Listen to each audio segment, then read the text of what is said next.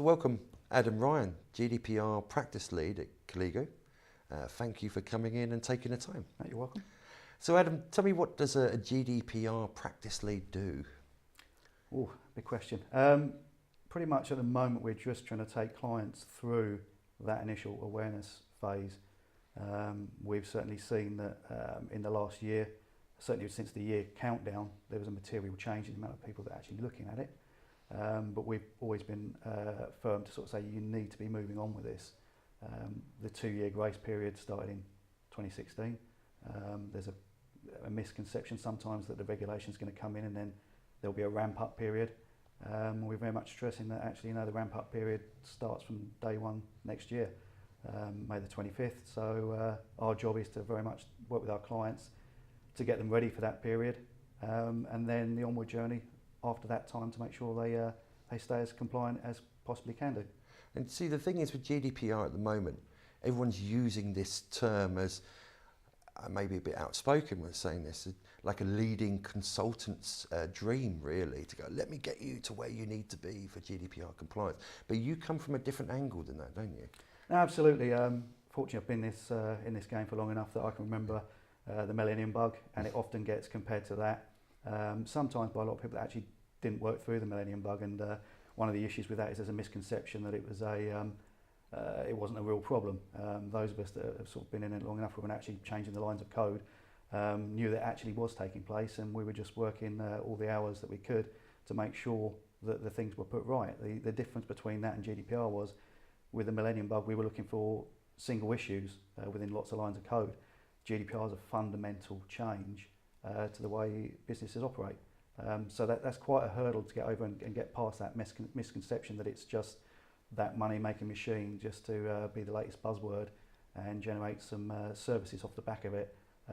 Organisations need to realise that actually there's a fundamental change on how they are supposed to be guardians of people's personal data now. One of the things we focus on, the mindset change is get over that it's not your data, it's very much their data, and you're the custodians of it. So that's quite a big change.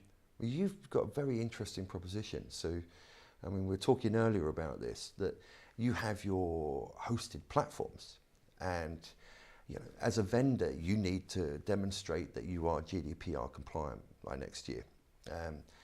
But also that you have this service offering wrapper that if I'm a client of yours and your environment, you can offer me like a DPO as a service offering to help me achieve and maintain GDPR compliance. Could you elaborate on that? Yeah, sure. We've broken it down into phases. It's something that we've done through major technology shifts in the past, but very much we see like stage one is the awareness piece. So we will work with an organisation to give them basically a heat map of where they are from a GDPR position. I'll be honest that most of the time you're going through that, it makes fairly ugly reading, but at least you've got a baseline. People need to start their GDPR projects on a firm basis of understanding where they are. Now we'll work through the client to sort of turn a lot of that rag states from red through the amber through to green, so that they're actually getting in better shape for next year. But very much we saw that one of the big issues when you start going through the governance of GDPR is where would they put the DPO service? It doesn't help with some of the misinformation that's out in the industry. I've seen all sorts of recommendations, even down to recommending your chief security officer is your data protection officer. Given that there's not supposed to be any conflict of interest, I find that a tough one to square off. So we took the step that as a cloud provider, we know that we have got our responsibilities as a data processor. We take them seriously, so we've educated our own internal staff. But equally, that's enabled us to build certain services and functions into our cloud platform that naturally lend themselves that when we step back and said, okay, organisations are struggling to fulfil the DPO service, why wouldn't we, when we've got to cooperate with a client to actually help them deliver that from their side, why wouldn't we make the step to say, well, actually, if you wanted to take that as a service, which you're perfectly entitled to, when you're struggling to service it internally, if you're on our cloud, we would offer you that as a service. It seems to make sense. We are part of the partnership to make sure they're on the right side. So just developing that a bit further with functionality in our platform is a decision. We decided to go that way rather than what we see a lot in the market is quite a bit of vagary around compliance around GDPR, claims of clouds that are GDPR compliant, that really aren't really based on anything other than just a fairly vacuous claim. It's, because I think that's one of the first offerings I've ever seen at the moment out in the marketplace, because it's a very, very bold statement that me as a client, if I'm working through you and you're hosting my information, you will say, Neil, your company working towards and maintaining GDPR, the rules in the game, and because you have to do it anyway. Absolutely, you have to do it anyway, so it depends how seriously you're going to take the data privacy. Yeah. And I like to see more people do that, but obviously they're going to create competition for you, but I'm sure a lot of people will try and replicate your model. But given the history of your company, this is something you've been doing anyway for your clients. Absolutely, the company was founded in 2011 and data privacy is at its core. We've developed a highly performant cloud platform where we've always been working in partnership with our clients to understand what their cloud requirements are. And we create a cloud environment that suits their particular needs and how they're going to go forward on their cloud journey. So making that statement of actually trying to solve a key problem that they're all going to have just felt like the next logical step. We've always been there to work in partnership with our clients. As you said, we have to do it anyway, so why not make that next logical step to be the way we sort of see it. There's very much hands-off cloud organisations where it's self-service, come and take what you need.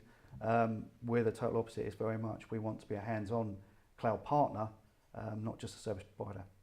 So, to sum it up with your any kind of final thoughts, is there any particular industry or sector do you think that will be more prominent, that will be under scrutiny for GDPR? Is it right across the board, or how do you think that's going to pan out? Yeah, it's interesting. We've been running a number of engagements for the last six to 8 months with organisations on the awareness and readiness piece, and pretty much the same sort of things are coming out. Now that's been across all sectors. Organisations are focusing on the core systems, totally understand that, and therefore you're talking about a lot of information held in databases. But the thing that's coming out that we're seeing the trend is two things: unstructured data. So it's very much that there's been a lot of behaviour go on where people see data as theirs personally, and they're operating in, I suppose, relatively maverick way with the data. So we need to put controls in place for handling that. And then the second trend that we're seeing is where organisations have put in place partnerships with other organisations to actually share the data, where when you follow the data flows for that, you start to find the controls start to unravel somewhat. Now it's been done for sound reasons, as in delivering functionality to the end user, but the issue is that with each step away from the core provider, the control of that data gets less and less. And that's where we see that you've potentially got a breach that will come all the way back up the pipe, because anyone within that sequence of events that is handling the data or processing the data has got a responsibility for it. So there is no hiding place. Do you think there's only going to be some sacrificial lambs coming out the woodwork from the ICO's perspective in May? And some big companies, small companies? Yeah, I mean, one of the things we often get asked once you start going through how this is going to operate is, well, okay, how's it going to be policed? When you sort of see the scope of the regulation, and we can't answer that. At the end of the day, organisations are just going to have to make sure they're on the right side of the law. But we have heard that there's going to be a two-pronged approach to it, that there'll be a relatively wide-scale, low-level inspection of many organisations to try and get the general practices up to a better level. So you may well see quite a lot of action going on at that level, but designed to be actually helpful. Organisations are very concerned. They hear 20 million euros or 4% of global turnover. If you look at the history of the ICO, on the whole, actually most of the time they're actually very helpful. If you suffer a breach or you have an event, then they will actually try and help you through that, make recommendation. I don't see that that's going to change. When you look at the history of the organisations that have ignored that advice, they're the ones that have incurred the highest fines. So people who just decide that actually GDPR isn't for them and are just going to carry on operating in the same way that they did, absolutely. I think if you show a total disregard for the new regulation and just want to fly at odds to it, I think you could probably expect a fairly hefty fine. That's absolutely great. A great explanation about GDPR and responsibilities, Adam. And, you know, from a prospective client point of view, I host with you. I can be safe in the fact that you can actually provide that data protection officer as a service point of view to ensure that, to maintain my, how can I put this, adherence to that regulation, and me as a happy client. That's brilliant. Thank you very much for coming in today. No problem, you're welcome. Thank you. And we'll